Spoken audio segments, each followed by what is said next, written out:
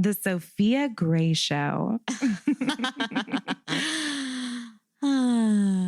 Hello, listeners and kinky friends. Welcome to the Sofia Gray Show, where we discuss all things sex, kinks, and fetishes.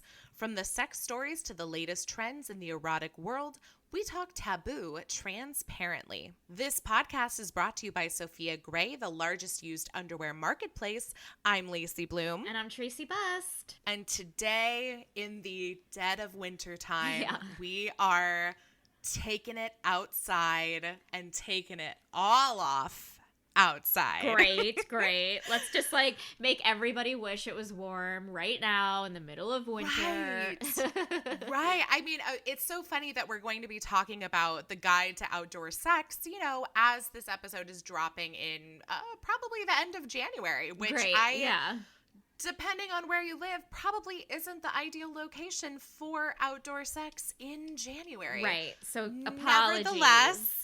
This is going to help you get ready for the summer and spring and summer. Yes. So there. Yes. Well, and honestly, I know that, what with the pandemic and everything, everybody is feeling so cooped up inside, in their apartments, in their houses. A lot of people are at home with their families. A lot of people are by themselves like you and I are and have been for a long time. And so I think just the idea of thinking about going places and going camping or traveling abroad or anything like that, it really does give me joy. Like, I know for some people, they're probably thinking, well, that's like window shopping. It's such a tease and you don't buy anything. But for me, and I know that I have friends like this as well, where it's almost like planning this trip that, you're not going to be taking necessarily tomorrow, but it's something to look forward to. It's something to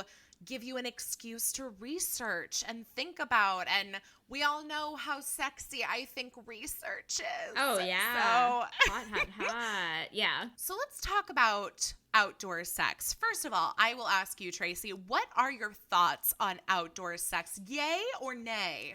Here's the thing, and I think people are gonna now discover maybe I'm a bit of a germaphobe, but I like I like outdoor sex in the sense of being by the pool and having sex, not just on a patio chair, but one of those cabana beds. You know what I mean? Ooh. That to me, because I'm not an outdoors person, you know what I mean? In general. So I'm oh, whoa. Having sex poolside in a cabana that has a legit bed, that's me in the wild. So you're the version, your outdoor sex is glamping, basically.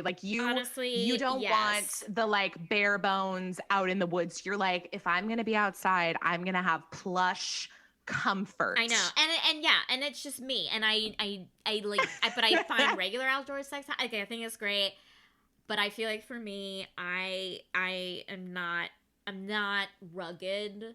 Do you know what I mean? Okay. I'm not a rugged lover.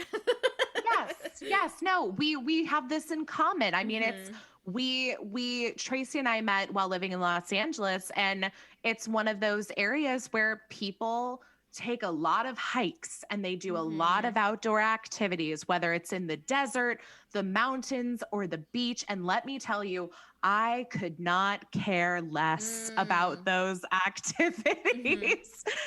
Totally. I'm much more of an indoor person as well. I mean, I was an athlete growing up, so I think I was kind of outdoors a lot just because of my surroundings and that's part of being an athlete. However, I will say I am really turned on whenever I watch outdoor sex in porn. Oh, cool. I love it. I think it's because I find it aspirational, aspirational. Great. Sure. Yeah, because I think what it is I want to be an outdoors person. I really do want to be. Yeah. So I think this guide, and you can find more about this on sofiagray.com, but I think this guide was good for me because it kind of started curbing my ideas about outdoor sex. Instead of me focusing on oh, I'm on a beach, I'm going to get sand in my pussy, I was thinking more about, oh, look at this beautiful scenery around me, and ooh, we might get caught, and ooh, there's something naughty about this. Oh, yeah, for sure. Yeah. I think it's all in the way you frame it. So let's talk about why outdoor sex is good, because, you know, we could go on and on about the things we don't like about outdoor sex, but there are some great things. So first of all, let's talk about the fact that people have been doing this since the dawn of time. Yeah. That's very true. You're right. It's cavemen. That's right. Yeah. It's true. I mean, isn't there a part of you? Yeah. Isn't there a part of you that always thinks like, man, if we could just go back to a time where we didn't know about, you know, air conditioning. We didn't know about all these things that we could have inside. We didn't know about technology. It was just simple living in nature. Everyone was naked. People probably didn't have any insecurities about body image because that's just the way things were. Yeah. I think about that all the time, but there's something exciting about just being surrounded by nature, getting lost in the person that you are with. And I like it. It's simple. It definitely simplifies just sort of like everything else that's going on in the world. For a few minutes, you don't have to think about them because it's just you and nature. So there is that. Obviously, there's the thrill of getting caught, of or the course. risk and that's of hot. being caught. Yeah, that's super hot. Yeah, I agree. Yeah. And that's something that obviously you can experience indoors as well. That doesn't have to be simply part of outdoor sex, but the rush of knowing that someone could catch you at any minute adds to the surge of endorphins that you get from sex anyway. Yeah. And it's the taboo element of doing something that you're not supposed to be doing. So I don't know. I have voyeuristic tendencies for sure. I love watching people. I love the idea of being watched. So that's, I think, the turn on for me when it comes to outdoor sex or just public sex in general. Yeah.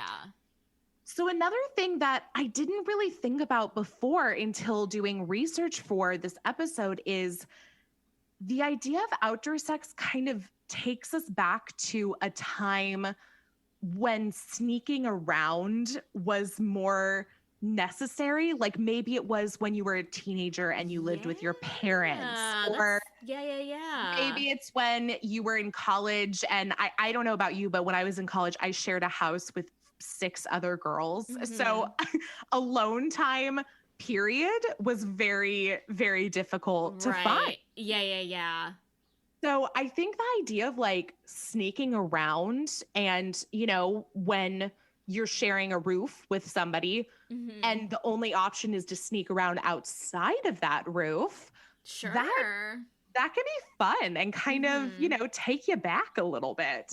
Totally. The other thing is that, and this is something that, we talk about as it plays into taboo and like why people are so interested in kink, is that there's always a risk.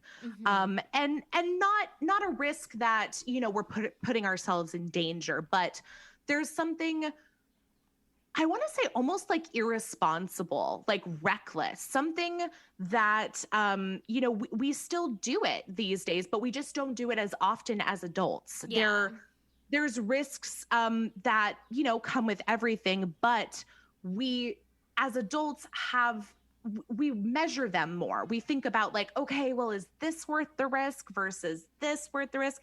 And so we usually kind of pick and choose the things that we're willing to take risks on. So this is one of those ones where I think because the risk element is so minimal, like what's the worst that can happen? Somebody catches you, somebody, sees you in the act, like, and that's also what makes it so hot. And so I think avoiding getting caught and, kind of just going back to like, oh, we're going back to the movie that we were watching. Like nobody saw us, but they could have. Of course. Yeah. That's hot.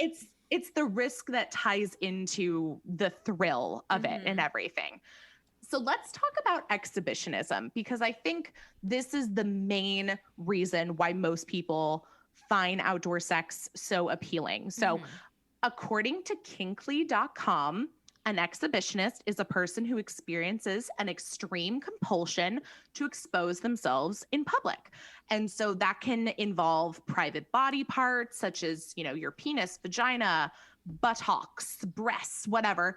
An exhibitionist might also target friends, family, loved ones, or total strangers. And I thought this was interesting. According to their research, 35% of people who expose themselves want sex, while almost 20% do not need a reaction from their audience. And this may be part of your desire to have sex outdoors, but not the entire reason. So, right. Yeah. An exhibitionist is more often than not somebody that flashes their nude private parts. Like, I think that's sort of our idea, our common idea of an exhibitionist. In fact, think of a streaker, somebody who just streaks across, your college campus or what have you. And I mean, if you do think about it that way, if you think about a streaker, it's not even necessarily like they're looking for a reaction. They're not necessarily, just as we saw in that research from Kinkly, they're not necessarily looking for somebody to have sex with. I mean, most of the times it could be that they just want to expose themselves. It could be they have a fetish for the outdoors.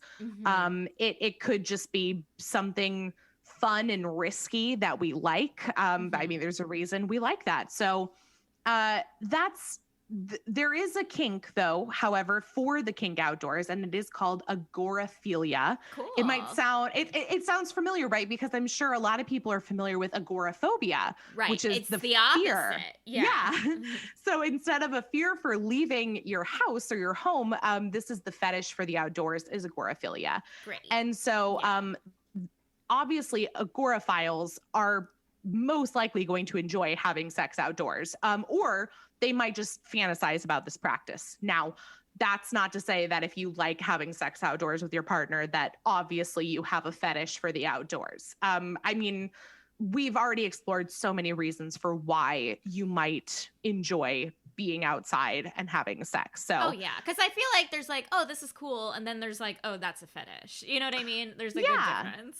And that comes with, just about every fetish and kink that we've discussed on this podcast. Yeah. I mean, so, if you do enjoy the risk of getting caught, if you are specifically, you only want to have sex outdoors, that might be an indicator that you might have a fetish for the outdoors, but that's not it. So now let's talk about, some places that you might be interested in having sex outdoors. Cool. Because we've talked about how it can be scenic. When we think of the outdoors, we think of, a walk at sunset, or a hiking trail on a beautiful day, or, you're camping in the woods and there's the smell of all the plants and the breeze on your skin. And it can definitely be very romantic. I feel like when we see outdoor sex portrayed in like movies and TV shows, there's a romanticism to it that we don't necessarily get when we watch outdoor sex in porn. Like, I think when you watch outdoor sex in porn, it's a lot more about like, take me now, I need you here and now, who cares whether anybody is watching us? Yeah. But it's definitely a great way to incorporate all the senses into your sexual escapades, depending on where you are choosing to have sex. Because let's face it, when all 5 senses are incorporated into playtime, the whole experience is taken to another level.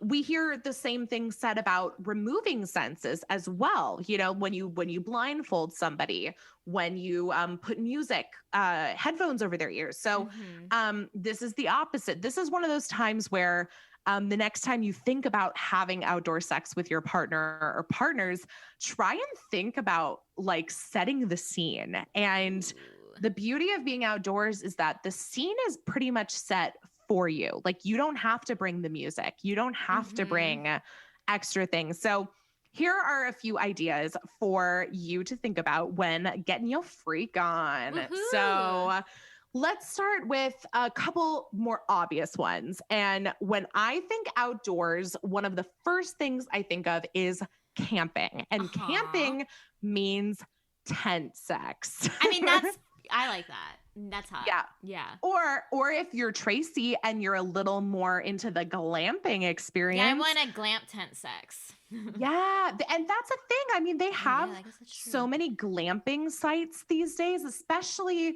I mean, again, we're from California, so there's definitely plenty to be had close to, the Hollywood stars. Yeah.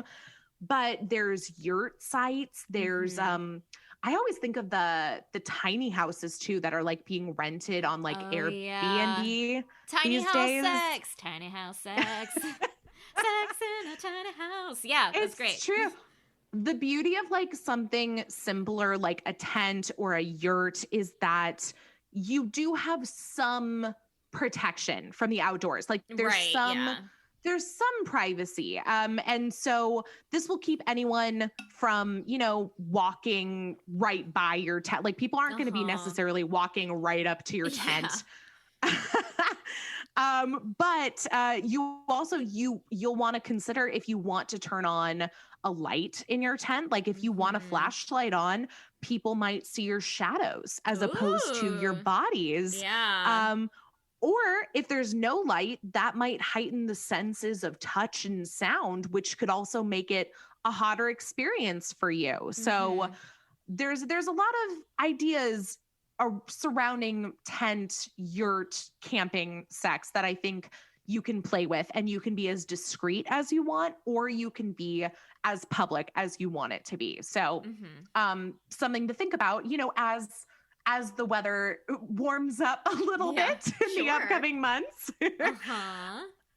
So I think a popular place that is probably, it might not even be at the top of your list when you think about outdoor sex, because technically it's not outdoors, and that's car sex. Yeah, I did not equate that with outdoor sex at all. I didn't really either, like, until I thought about it, because I was like, well, you do, unless you're like in the garage, you do have to leave. You are outside. Sure. You are within prying eyes, depending on where the car is parked. Right. So, and I think car sex is one of those experiences that I did not experience as a teenager, but have experienced as an adult. And it's that one that's given me that feeling of being a teenager again. Oh my God, 100%. Yes, yeah, for sure. It can be great. It can also be absolutely terrible. Yeah, it's like a teenager then. Yeah.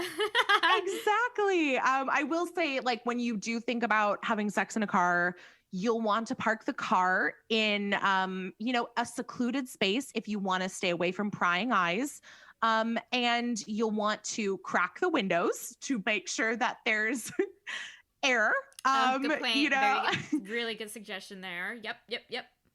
It's one of those ones where when you think about the logistics of it, there's certain things that maybe you don't think about. Like you might think of that scene in Titanic where they're steaming up the car, and that's great in theory, but also you want to be able to breathe. So I would crack the windows.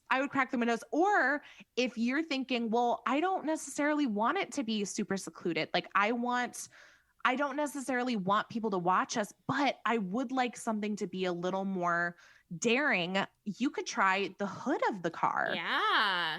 That sounds great. Yeah. I know. I'm a fan because I'm also a bigger woman. I feel like having sex in a car is not necessarily the most comfortable thing for me, but being on the hood of a car, you have leverage. You have a place to lay if you want, or you could be bent over the car. There's a lot of possibilities when it comes to the hood of your car, and there's a little bit more air and wiggle room than there is when you're inside of the car. Right. So now, I don't know about you, but I know that when I was a teenager, in my budding sexuality, and you're just starting to think about certain things like your dream fantasy sex spot, I remember thinking that one of my first things I was super interested in was having sex in a hot tub. Oh my God. Yeah, I get that. Yeah. And so here's the thing. I don't necessarily recommend having sex in a hot tub, but I will say that sex in the water, there are a lot of possibilities. I think my favorite thing, again, speaking as a bigger lady, is the element of weightlessness is so appealing to me. Oh like, my God. Yeah. This is the one time that like my partner can lift me and like not have issues with it. And so it definitely makes you feel great. Like your self-confidence is so high when you're having sex in the water. Yeah. And that could be the hot tub, it could be the pool, the lake, the beach. You know, there are so many different ways to go about that. And so that's one to think about. And then I know that both Tracey and I are fans of erotica and romance and audio porn. So the amount of times that I've heard about a roll in the hay or a tussle in the barn. I'm not a fan of that. I will go out and say not my favorite, but I respect anyone else's. For me, that's kind of not, a barn is not my thing. Well, the whole idea is that it's like a little bit dirty, right? Like it's... Yeah, and it's just that, like, okay, do you want to hear, like, I have really itchy skin. Like, my skin is so sensitive, and all I would think about is that hay irritating my skin, and, like, it's this weird thing. I gotta get over it, but all I think about is just, like, it just feels very uncomfortable for me, because hay gets itchy. And that's like, me and grass. That's how I feel about grass. Like, I am never gonna be somebody that's, like, on a picnic, and we just go at it right there next to the picnic. Like, it's not... Yeah. It's not going to happen because I'm with you. I'm not a grass person because I always find myself itchy. And so there's certain things, you know, we talked about risks and like weighing the risk. And this is one of those ones where I know that if I enjoy it for 10 minutes, it's still going to be bugging me 3 hours later because I'll be on like my fourth shower. So there are times where, you know, this is not going to appeal to you, and that's okay. And so for Tracey, it's a barn and the hay. And for me, it's the grass. Yeah. And that's totally fine. So, you know, a few other places, rooftops, which I love. I mean, especially speaking as a city girl, like the whole idea of being outdoors, but not necessarily having to be in nature outdoors. I think a rooftop, like the rooftop of your building, you know, a rooftop restaurant after hours. Yeah. Like, I think that sounds fantastic to me. And then, you know, if you are more outdoorsy, you know, the mountains, hiking, whatever, anything that's out and makes you one with nature and one with your partner at the same time. Yeah. So the one thing when it comes to outdoor sex, and this is kind of a general rule of thumb for any sort of, what do we want to call this? Like impromptu sex, perhaps. Okay. Is that you need to be prepared. You have to be prepared. And this, you know, it goes beyond having birth control. Like, obviously, that's something that, you know, we've talked about the fact that every, you know, woman should just carry around a couple condoms with her just in case, whether it's for her or her friends. But, you know, if we're talking about having sex outside, on the ground, on a car, on the beach, like, you want to make it as comfortable as you need it to be. Yeah. Because like we've said, some things just aren't going to work for you. I am absolutely fine getting fucked up against the side of a building in an alleyway. But if you were to tell me that you wanted to take me for a roll on a grassy hill, it ain't going to happen. Right. So, yeah. Here are a couple items that you might want to have on hand just in case inspiration strikes. So I will say, I think some sort of blanket or towel or material that you can lay down and have on hand is important to have. Great. Great. And that could be for the ground. That could be for the wall. It could be for on top of the car, whatever it is. But I would say a blanket or a towel is a must have for sure. And a good sized one too. Like don't bring out a washcloth or, you know, the throw blanket that you keep on the end of your couch. Like, I want you to have like a dedicated blanket for outdoor sex. Perfect. Your sex blanket. Okay. And we've talked about this when it comes to shower sex, but we should all know by now that when you are having sex in the water, you need lube. Okay. Because, when you're in the water, sex can feel very dry. I think people think because you're surrounded by water, like, oh my gosh, he's just going to slide right. Yeah, yeah, yeah. Fine, yeah. Uh-huh. But the idea of like you're in the water, you're essentially surrounded by what feels like lube, but it's not the right kind of lube. No, it washes away your It lube. does. Yeah, water washes away our natural lubrication, and which is why that so many people complain about shower sex, bath sex, water sex. And the reason is because we're not using enough lube. So please, please keep some silicone-based lube on hand. That's a good idea. It's waterproof. It will hold up during water play. And then just make sure that you're not using it with silicone-based toys, because we know silicone on silicone, not a good idea. It's going to damage them. You can consider an oil-based lube, but they have their own issues as well. So there are higher rates of infection associated with oil-based lubes. They also stain your clothes. So, just in general, keep, I mean, silicone lube is my go-to, but we do have a good guide to kind of, get you started with the different types of lubes, the pros and cons of each one. I know we've talked about that in previous episodes. So, just knowing what you're working with and what works for you, make sure you do that before, again, do your research. We love research. Yes. Something else, when we talk about the outdoors, generally there are animals, there are bugs, and it might not sound sexy, but I would definitely recommend keeping some bug spray with you, because it doesn't smell like vanilla sugar or whatever, but I would much rather spray my body down with some bug bites or with some bug spray than bring home any bug bites from having sex outdoors. 100%. Now, if you do go off the beaten path to have privacy and total freedom, so you're in your yurt or you're on your hiking trail, whatever it is, I definitely, and honestly, this goes beyond any sexcapades outdoors. I want you to make sure that you have charged your cell phones, and that's such a good idea. That's very smart. Yes. I mean, how many times has it happened where it's always when you need it most, and I'm especially thinking about the fact that we're so reliant on cell phones for our maps these days that you definitely want to make sure that you can find your way back out or be able to call for help if you get lost.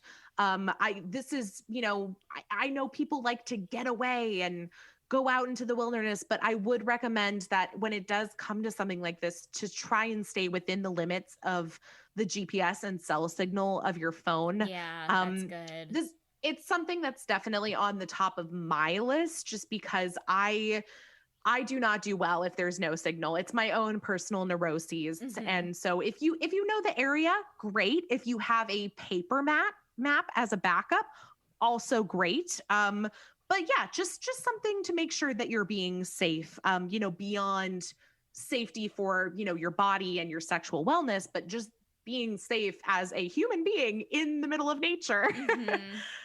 And then the last thing is, I know, we kind of talk about how birth control is something that you should just have on hand, and you should know your body and have this discussion with your partner. But I think one thing is that a lot of people don't think about is how to get rid of the condoms if you are using condoms and you're out in the middle of nature. And don't litter. We don't want any littering. No. So please make sure that you keep baby wipes with you to clean up, and Ziploc bags or a trash bag to throw away any evidence.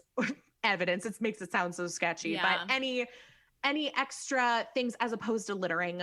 Bring a bag, throw your trash in a bag, and then, you just toss the trash bag out when you get back to civilization. Great. So yeah. I know it might sound like a chore, like to pack a bag and have these things with you, but I think when you weigh the costs and the risks, you'll find that it's worth it, that sex outside can be so fun and fulfilling. There's an adrenaline rush.